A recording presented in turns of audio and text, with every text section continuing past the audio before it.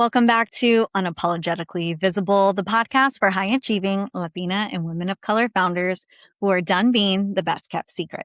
I'm your host, Christina Olivarez, award winning visibility and leadership coach, TEDx speaker, and founder and CEO of the Social Butterfly Gal and Hustle and Socialize. For today's podcast episode, I wanted to give you a sneak peek at what goes on during my monthly Power Hour trainings. My monthly Power Hour trainings happen on Zoom for only $50. This is an opportunity for leaders who want access to my thinking and frameworks that maybe you're not ready for one-on-one coaching right now, but you are really wanting to get into my ecosystem, get plugged in, and have the opportunity to get trained on specific topics in my framework and some of the things that I coach you through in one-on-one coaching. My Power Hours are monthly trainings designed to support you when it comes to clarity, when it comes to leadership calibration, and understanding your visibility and how it affects you and your brand, and other things that we really focus on in training in the Power Hours. We have one live training every single month, and also I do live hot seat coaching in a group setting. So this is not one-on-one coaching. This is a group setting. There's many other incredible leaders that come to the Power Hours. And this is just an opportunity for you to get that wisdom and gain those skills. This episode is from one of our Power Hours that I did in January of 2026 titled The Strategic Use of Scarcity and Selectivity When It Comes to Your Messaging. I hope you receive value from it. And I also hope that you consider joining us for one of my monthly Power Hours. Well, welcome to 2026. Let me share my screen. Today we are going to focus on the strategic use of scarcity and selectivity. And I wanted to start with this one in particular because I think for so many of us, we try to do scarcity tactics in our marketing. And by all means, like, that's something that we always have to think about is how can we make sure that we are making sure people know when they need to book us or how many spots we have left. But there's a huge difference. And so today I wanted to kind of just hone in on specific strategies to use so that it's not coming from a place of that urgency that, a lot of people, when it comes to sales, it's very, they don't like to be salesy or they don't like to seem like they're convincing. And so part of today's Power Hour training is just kind of giving a case study of a client that I had, but then also creating specific strategies so that you can really determine how to use messaging and verbiage that's not coming from super manipulative ways and actually being selective of who you're marketing to. All right. So today we're going to focus on reframing scarcity and selectivity as leadership decisions. We're also going to identify where there is kind of a misalignment with your visibility and your over ability. A lot of us tend to say yes to so many opportunities because we are scared that there's not going to be any opportunities after we say yes. So we're going to talk about how to identify that and then clarify how to use your visibility with very intention and discernment. And then we'll get into hot seat coaching where you can ask any question that you have or just stuck on a problem if you need coaching around specific things. And then kind of always we end with a nice challenge. So in the chat, or if you want to come off of mute, where do you feel like your demand is coming from in your business right now? So is demand coming from Instagram, podcasts, people who find you through networking events? Where do you feel the demand is coming from in this current season? Personally, I feel like in the last 2 months, I haven't had much of a demand anywhere. Okay. But prior, it seemed like Google was doing pretty well. Google? Okay. Yeah. That's very interesting. I love that it's was it like a Google page or like coming from SEO? Coming from SEO. Hmm. Okay. Iggy says Instagram. I love that. Priscilla says Google and referrals and also SEO. Okay. Anyone else? Make sure. Da, da, da, da. Instagram and collabs, Alicia says. Yeah, I feel like we're seeing social media is still one of the biggest platforms, if you will, for that demand. I know for me in particular, Instagram has always been my top number one platform for where people find me and where people get nurtured. But referrals is also my second one. And then it's a toss up between Threads and LinkedIn, which is exciting me because I absolutely love Threads. So I think for me, like kind of seeing the demand is being able to kind of get an estimate of where people are finding me and how are people being nurtured by me. So anyone else, like where does your demand currently come in your business? I see Mari Cruz and Alyssa's here. Where are you noticing demand is coming from?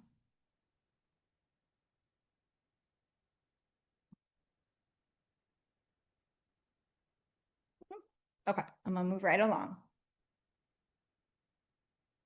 Okay, so here's the problem with scarcity. And I know as a coach and somebody who's a marketer, I have dealt with these problems as well. I've learned from these problems.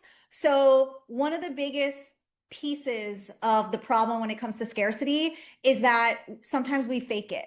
We are so afraid that people are not going to buy from us that we kind of get out of integrity by saying that there are 3 spots left or 1 spot left, or we kind of create this fake countdown timer where there's still room, but you're kind of like wondering like, okay, well, I don't want them to think that I haven't sold out yet, or I have all these spots, right? And then we have kind of like that surface level kind of tactic where we're super out of integrity, that it often feels like we're misaligned with how we're marketing. So I know so many of you that are in here, the number one thing that I've heard from many of you is that you don't want to come in with selling something from a place of like convincing energy, because the scarcity is kind of like gnawing at you and you're like, well, I have 5 spots to give, but right now only 1 person has signed up.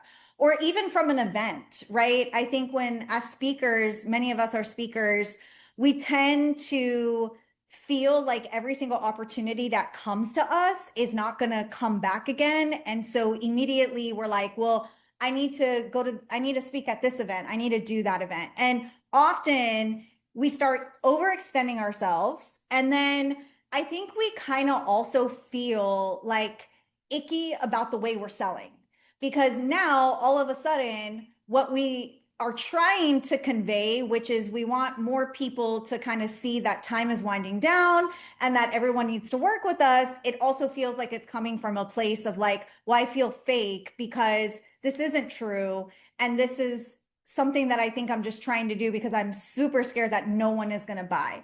We all know that more people tend to enroll or buy at the tail end of a sales cycle. Or I know I saw this a lot with events where many people would buy tickets on the last 2 weeks of the event. And so I think for us, like psychologically, we immediately feel like we need to give this fake urgency when in reality, we just kind of need to like breathe all together and kind of figure out how we can create messaging that not just aligns with what we're trying to sell, but also kind of attracts better versus coming from the scarcity tactics. So there is a difference between scarcity and selectivity. So first, scarcity reflects what is finite. That's time, spots, access, capacity. I always think about like when we're in a sales cycle for any type of program or any type of container that we're doing, or even just like trying to get clients. We always think about like what is the finite number we need to have, or what is the time frame of when something needs to be completed in order to kind of move on to the next thing. And selectivity actually reflects how we can be a little bit more intentional. So anytime I'm going into a sales cycle, or anytime I'm thinking about flip-flopping in my enrollment period. So from a behind the scenes standpoint, the way I like to do enrollment periods is I look at the quarter, and depending on the different programs that I have, or like my coaching offers, I like to trade off one-on-one.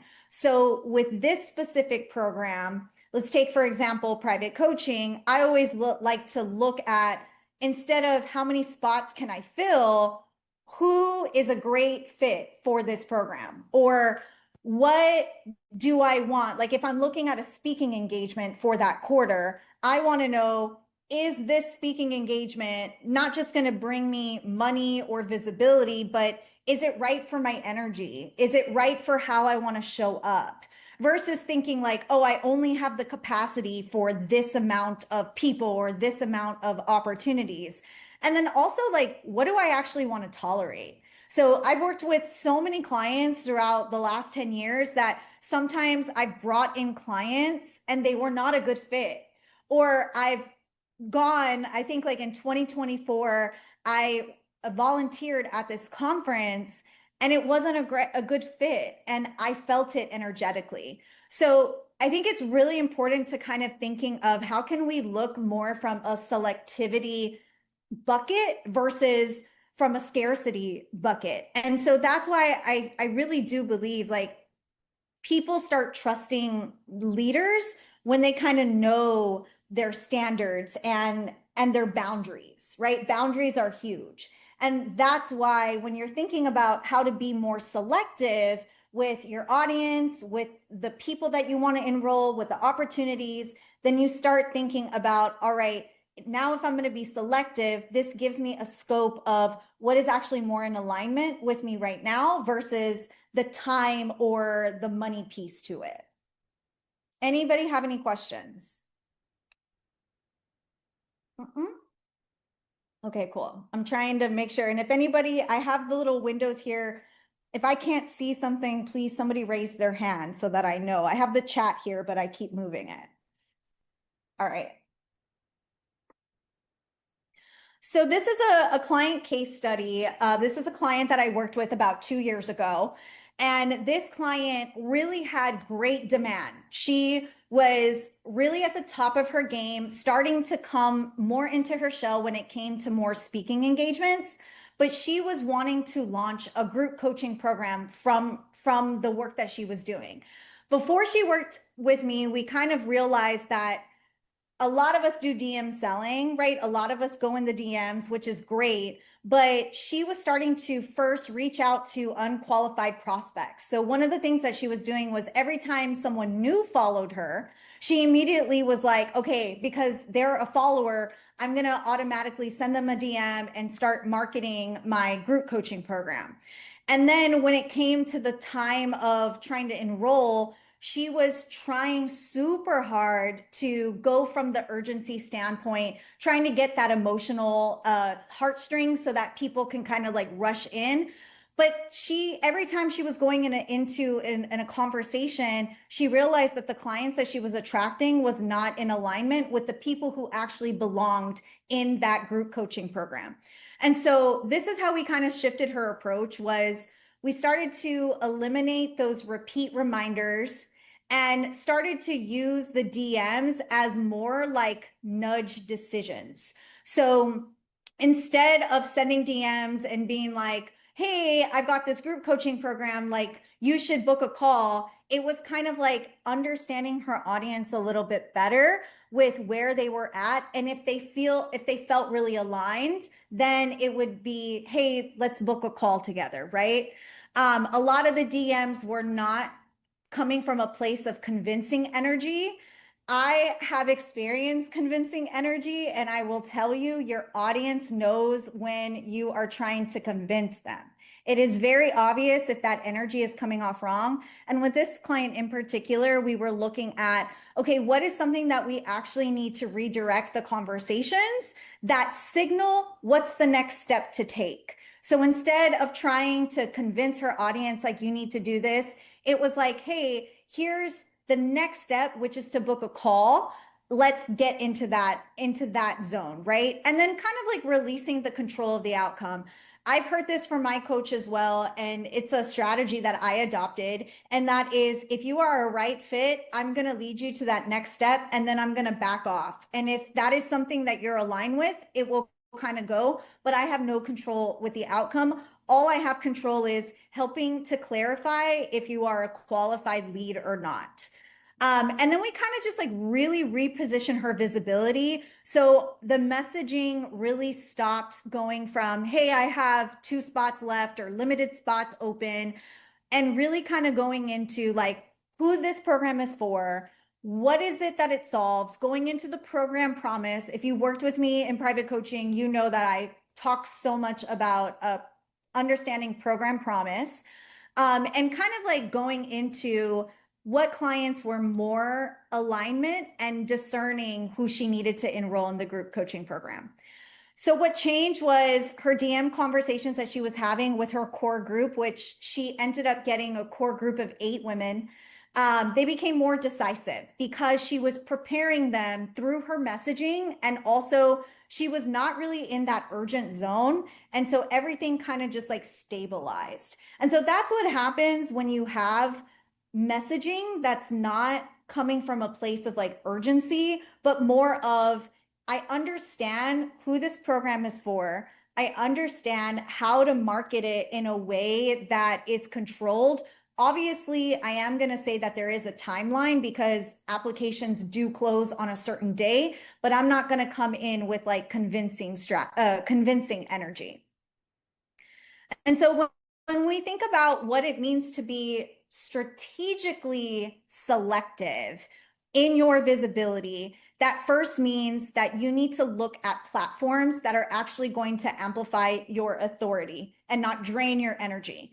So one of the reasons why I wanted to ask, where is the demand coming from, is because once you get an idea of, hey, I am booking more clients from Instagram, or more people are finding me through Google, that is going to signal that you need to double down on SEO. And the one way to double down on SEO is to do long form content, is to do blogs, it's to get yourself more on those featured articles, so that you automatically know, like, hey, my audience is now going to look and find me in these areas, in these specific platforms. So the number one thing to kind of ask yourself is, where does my voice feel the most grounded and credible? I know for me in particular, I do a great job with talking to the camera, and I do a great job on podcasts. I'm very direct. I'm very like in your face. And I know that where I could get really great sound bites of me saying something spicy is on a stage. So I know, like, hey, I'm going to be very selective with where my voice kind of goes. And then the second thing to answer or to ask yourself is, where do conversations deepen rather than scatter? So I know for me in particular, I get more in depth when I'm actually having a face-to-face conversation with somebody. So maybe that's doing a little bit more coffee connection calls or actual in-person coffee meetings with specific prospects. Or if I'm having a DM conversation, how can I continue to get more in depth in the conversation without selling so quickly? And then, where do the right people linger, reflect, inquire, or refer? So most people tend to inquire for me on Instagram. So I know that my DMs have to be open, and I also have to create opportunities for that people can come into my DMs. So these are some examples to start thinking about when it comes to like getting more strategic with the selectivity in your visibility. So number one is audio is the number one place to build that trust and that intimacy. So that's your podcast, that's anything that has your voice. I think it's more important now than ever that we use our voice. And I'm not talking about like on a political standpoint, but I'm also talking about because more and more people are using AI, we're losing that relatability and that the human connection of it all. And the number one way somebody is going to want to work with you is if they know like how you think, how you do things, like what you stand for, what you believe in, and that's through the actual voice. Right now, I mean, I know there's AI tools that can mimic your voice, but I think we all know, like anytime we see something that's AI generated from a voice or video standpoint, we kind of know that that is AI driven. So audio is going to be really important. Writing creates the discernment and the authority. So that's captions, LinkedIn articles, newsletter. I do feel that, I mean, it's no secret. All of us use ChatGPT or Claude or Gemini. I don't think I've met any other person that's not creating from those AI tools. So when you're writing, I always tell clients and I always tell people like, you got to train your AI as best as you can to make sure that it sounds like you if you're going to be using it, and watch out for specific cadences like this or that. It's got that this or that kind of cadence, or if it just sounds like something you would not write, I would also reach out to that. Speaking is where we have a sense of influence.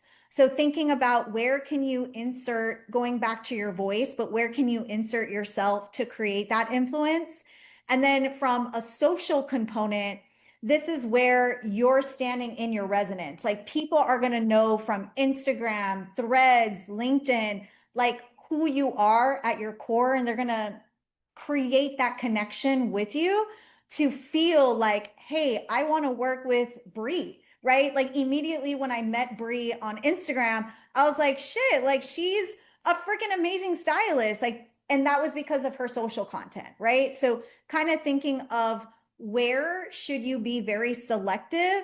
And I always tell people, yes, we want things to happen super quickly, but we have to remember that it takes so much time to build that trust. And if you're having specific offers that are in the thousands, or even just like low ticket offers too, it takes time for people to want to get to a place where they feel ready to buy. So the more reps you can get in any type of platform is going to be very helpful for you and your audience. So here is the type of scarcity that actually helps to build trust. So ethical scarcity feels really, really calm.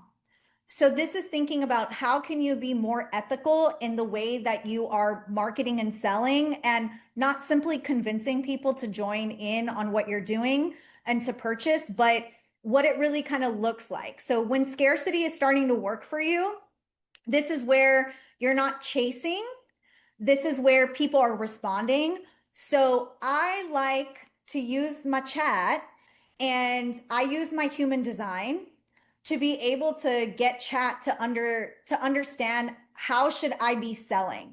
So based off of my human design profile, my job is not really to initiate. My job is to respond to the initiations. So if I'm going to respond to other people initiating, that means I need to create that demand so that people can initiate and I can respond. So making sure that you're not chasing that, not overselling, but actually clarify who this is a great fit for. So I think when we think about selling, we think that we need to tell people like, hey, this is my offer. This is like what you're going to get. This is how you're going to do this, right? Like we always think like, hey, I'm open for business. Hurry up and come work with me. When in reality, we should be creating messaging around who is the actual fit for. Are these people emotionally intelligent? Are these people okay with feeling a little uncomfortable? what does it look like for somebody to come into your orbit and feel excited about the work that they're doing, right? So making sure that you're actually clarifying like who's a great fit for. And then always remember that you don't need everyone to come into your program. Maricruz, you had a question? Yeah, I was kind of curious. Can you elaborate on like how'd you get more into your human design? Like my like two traits for my human design is that I'm really good at gathering people together and that I'm a truth teller. So I'm Mm, like, oh, I'm kind of curious that I might actually want to start getting into a blog. I need to work on my voice dialect because I hate the sound of my voice and then I sound like a Chicana when I'm trying to talk to somebody and then I'm like, wait, that really does not make sense. yeah. So how I did you use your human design? Because I'm like, I see like what I'm good at, but it's like, am I really that person? Do I feel this way? And I'm like, what have I done before? But everything I've done before, I want to throw out the window. I'm like, how yeah. do I zone into like, okay, I can bring people together, but then I'm like, how? So I started to, once I did like the profile and once I started to get an idea of, hey, I'm a generator, my profile is 4-6, which is based off of relationships and then also kind of like I like my lived wisdom. I started to get a better idea of where I was feeling in my sacral because that's my I guess like the ahas. That was when I was starting to realize like, oh, I'm so out of alignment because everything that I was trying to do was not feeling aligned to the actual profile. So when I realized like, hey, my initial thing is to respond, it made sense as to why when I was sending all those DMs and when I was like trying to convince people to buy tickets or just like doing, it made sense why it felt so wrong. And so I actually backed off. I was like, even though I need to start selling, like when I went in back to coaching, I was like, even though I need to start selling, I don't need to be in people's DMs. What I really need to do is create things from the joy that I have so that it could get people to actually respond to me. And immediately when I was starting to do that, more people were actually coming into my DMs. And I think I learned like if my human design is based off of responding versus initiating, then that means like how can I create something that's going to allow for people to respond. So then I started to realize, hey, I've got some great content pieces that allow for like it's a little spicy and I'm not afraid of putting that stuff out there. Like I had one piece of content for Hispanic Heritage Month where I said something at a conference. It was the LA conference. I said something and then I put all these articles together and it was in the sound of like Bad Bunny, El Pagon, right? Apagon. And that made people, it triggered a response. And then from there, it just kind of like went, right? So I just started to learn like from a sales tactic, like there are specific things that you could do every day on a sales, I like to call it my CEO sales block, where I take 1 hour of my day and I go in and I check like how much money did I make this week? Who are my warm leads? Who do I need to follow up with? And instead of sending DM invitations, I'm like, where can I provide value to the warm leads? So the people who had said that they're interested in working with me, but they haven't followed through, instead of sending a DM and saying like, hey, I know you said you wanted to work with me.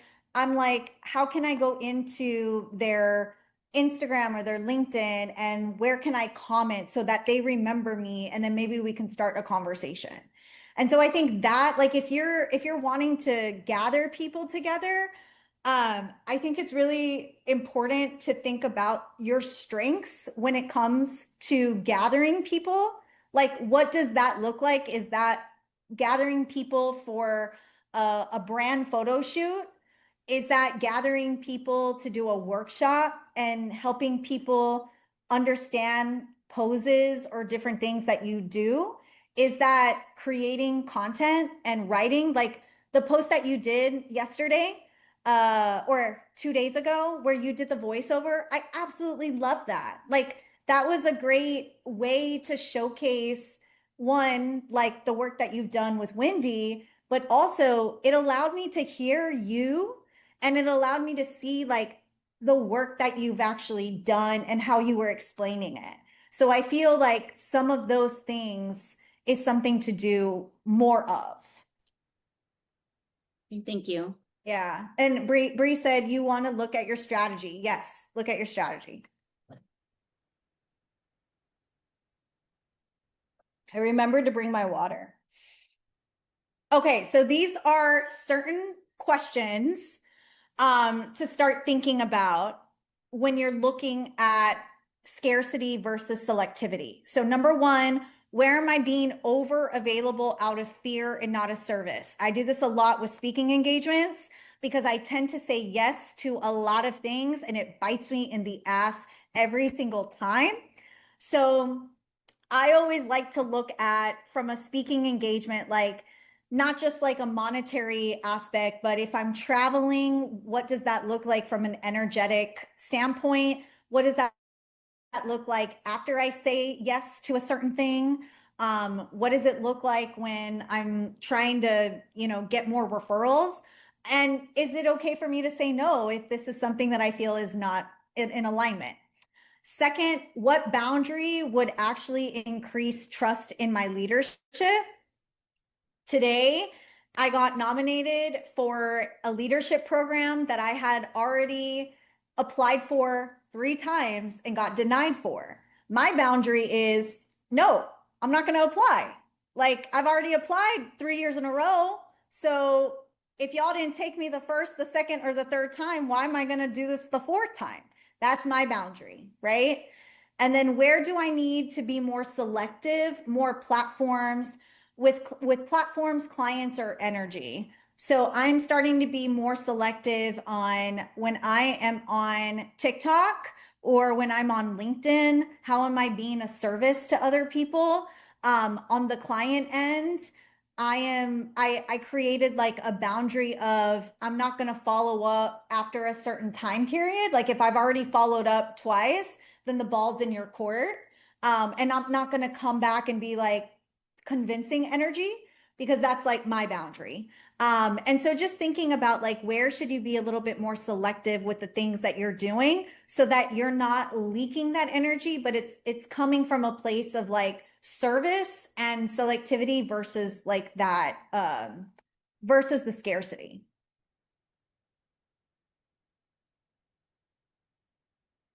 All right, questions. Time for any coaching. We've got 30 minutes. I love this. This is exciting. I finished on time. Yay. I do have a question. So with this, this is so funny that this is all going on in my life currently. So I think it's great that this was what the call was about. When I saw scarcity in your invite, I was like, oh, I definitely have to go to this call.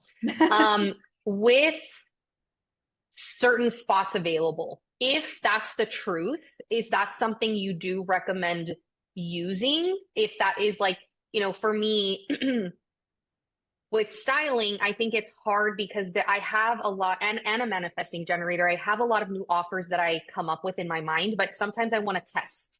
So it's like, I only want to offer this to 5 people for the next week to see if it hits, see if people are interested, see if this is something I could potentially do again in the future.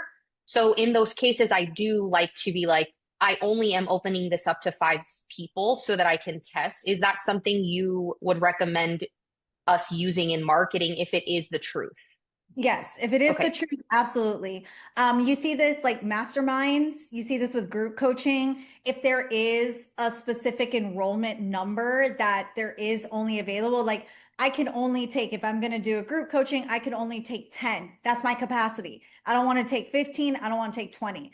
Where it comes out of alignment or out of an integrity, and I've done this before, and I think that's why it always felt wrong, is if you've got 100 tickets and you've only sold 20 and you're saying that there's only 20 spots left, that's right. So it's like kind of like if it is in integrity, or like you've seen it before where it's like sold out, but an event is not, like for an event in particular, like it's never really sold out until you actually hit fire marshal capacity. So you can Okay. always open up, right? But in that certain case, then yeah, that's definitely an. Okay.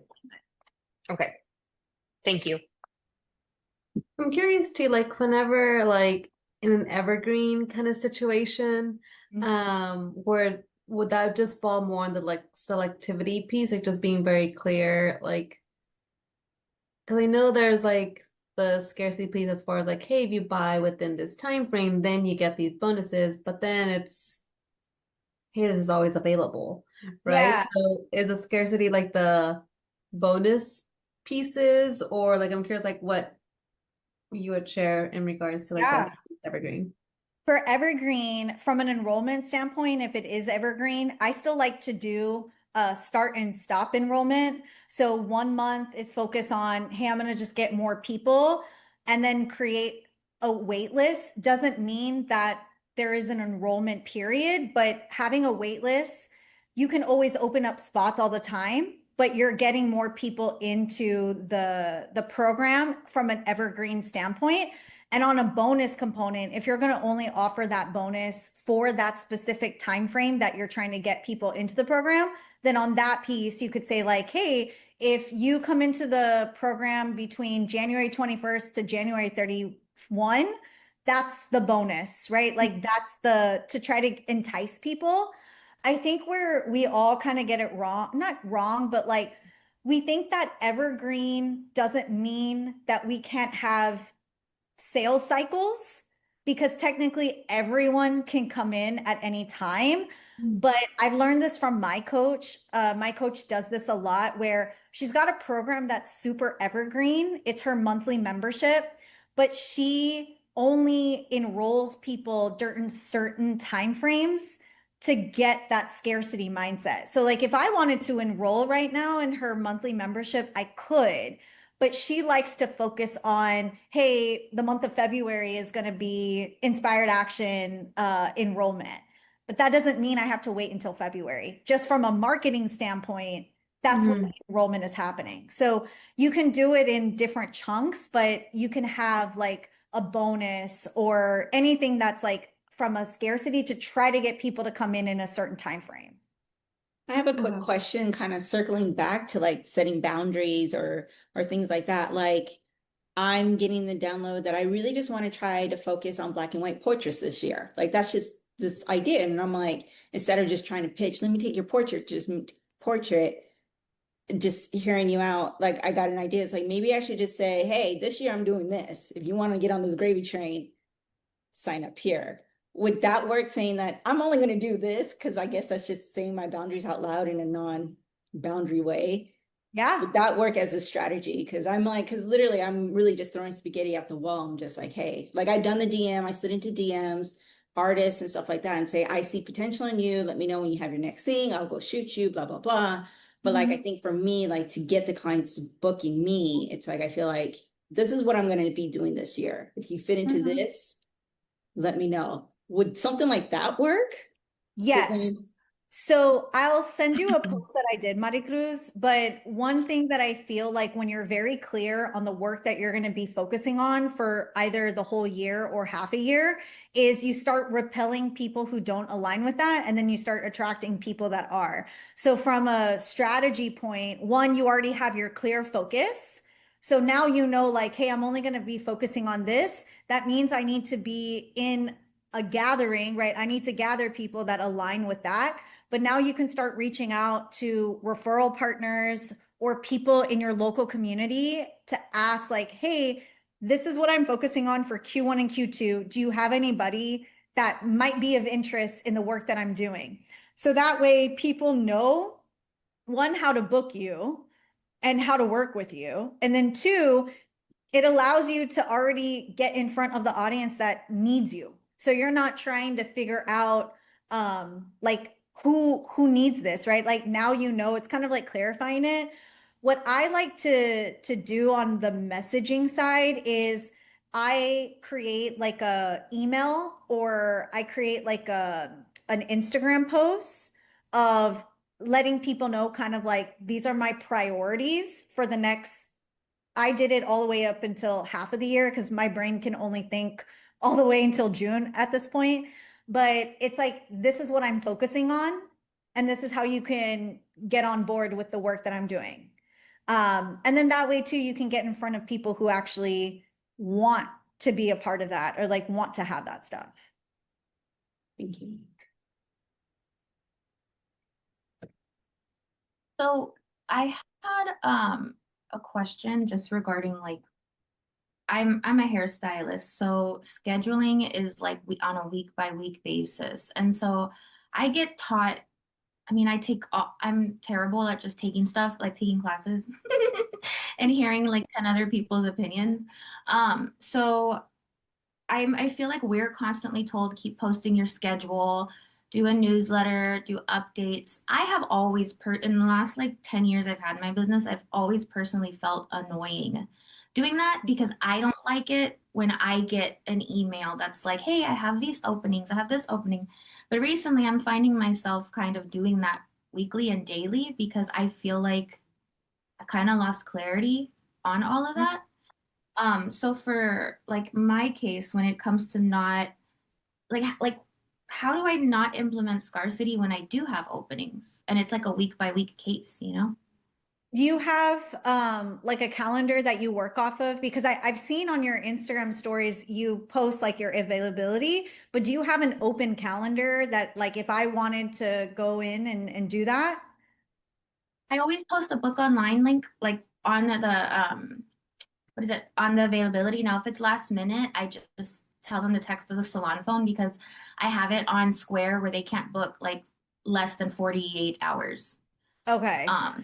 Yeah, that makes sense. I mean, if you have availability, I would only reserve that to like your returning clients or people that you know would take advantage of that.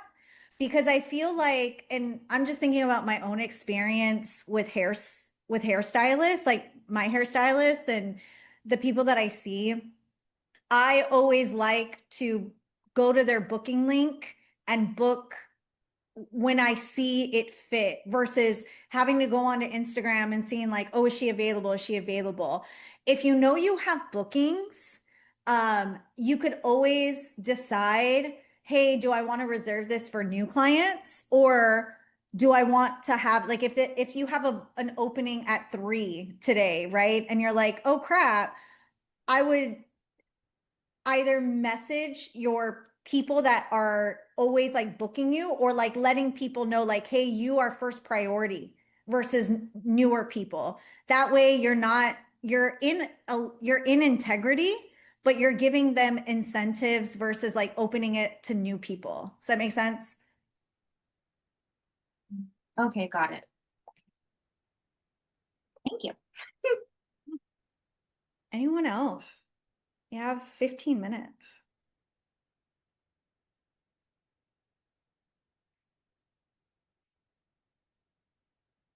What is everyone working on right now in January? I'm gonna say because I actually had the idea. I moved. I combined household with my partner, so that's a whole new. Congratulations. Thank you, thank you. And since I moved, okay, so small thing, I had a home birth with my daughter, and I had her placenta. Christina, you know a little bit about this. And I had to move the placenta from my old place to this new place. Now my boyfriend's totally grossed out about it, so I wrapped it up tight. My whole plan was to bury it or plant a tree, but I'm in an apartment, so it's kind of like I got to do a pot. So my next thing I'm going to work on is probably do a video on how I'm going to plant this placenta that I've had for almost 7 years. I can't eat it because it's gone through freezes and power outage, but I still want to do something. And I'm all like, when you're saying, hey, have the shock value, I'm like, oh, I got that. But it's just, I am a very big proponent of like women's health, you know, natural birth and stuff, because it's been my experience. But I'm also like proponent by any means necessary, women's health, children's health, you know? I just wanted to share part of my story. That's amazing. And like really, Maddie, like I'm serious. Like the content that you did, I want to say it was like 2 days ago, right? Yeah. I think like that is slowly getting you back to the consistency of like, I need to post again and I need to like do things. I mean, I know many of us are coming out of hibernation mode and some of us are still hibernating because technically like winter is still hibernation mode.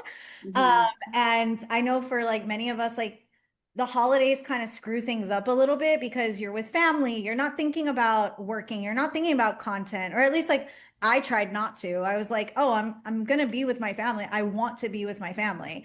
And so coming back and trying to create content and making sure that you're in that zone, I think like doing things that fulfill you and bring you joy to get you back to the place of consistency is going to be the key, right? So like creating different styles of content, not just like photo after photo after photo, like playing with it and getting excited about it again.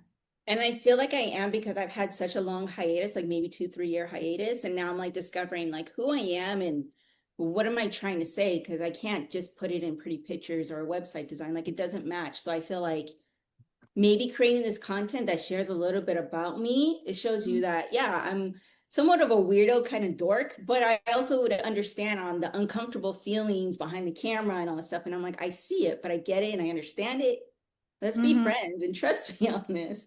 So I feel like I'll probably add that, like, it may seem like weird or uncomfortable, but the whole point about this is that we're all in it together. And like, this is why I capture what I do. So, and it really is kind of me just releasing like, hey, I am this type of person. And it's okay if you don't jam with it. But if you feel like, hey, I can probably feel safe with this photographer because she is a little on the weird side. Why not? So if I can make someone feel good, that's my always been ever since I was younger. I was like, if I can make someone feel better than what I felt before, like I would never want to make someone feel comfortable. My thing was like, I always want to make someone feel good about themselves. Why not put that out there? And I lost touch of that. So I'm just like, let me be the dork, which I have no problem being the dork, so that you can feel more comfortable. Bring it on. Bring Hell it. yeah. Yeah. So I'm waiting to see a placenta post from you. I'm gonna hold you accountable to that. I'm gonna be like, where's this post, Maricruz? Okay. Yeah, I just dumped out my breast milk. I just did that I've had since 2020. And I'm like, ugh, I just took a picture. I should have videotaped it, but yeah. Yeah. Wow. Well, I'll say I have been doing a lot of things at home that have allowed for space to accept, like I'm taking care of myself. I'm not necessarily focusing so much this year on like work, business, I'm really focusing more on like, okay, when I wake up, what am I doing? Meditation, moving my body, just cooking my own food, like getting back to those things. And obviously spending every single day a little bit on my business, which I have been. And I literally like in the like last I guess in the last 5 days, let's just say, I've gotten like 6 inquiries for Amazing. makeup lessons, and I booked a course. Oh my God. Booked a I'm gonna teach 30 women that are part of Amway. I'm gonna do a class with them. So like it's just February is looking very abundant finally. That's amazing, Dora. If you resonated with this episode, here's what I want you to do next. Subscribe and leave a review because that helps this podcast reach more women like us, women who were never meant to stay hidden, women who are meant to be highly visible leaders. Share this episode with someone you love who is considering joining one of my monthly Power Hour trainings, and DM me on Instagram at the Social Butterfly Gal. Tell me your biggest reframe or biggest breakthrough from today's conversation. If you're feeling the call to go deeper, to recalibrate your personal brand, leadership, and your visibility, I would love to support you through one-on-one coaching. You can find the coaching information and the links in the show notes below, or send me a DM with the word coaching, and I will personally walk you through what offers are in alignment with your current season and what it looks like to step into your next era with clarity, confidence, and unapologetic authority. Thank you for being here, Thank you for listening and for all the shares and reviews. Remember this, you didn't come this far to play safe. You came here to be unapologetically visible. I'll see you next week.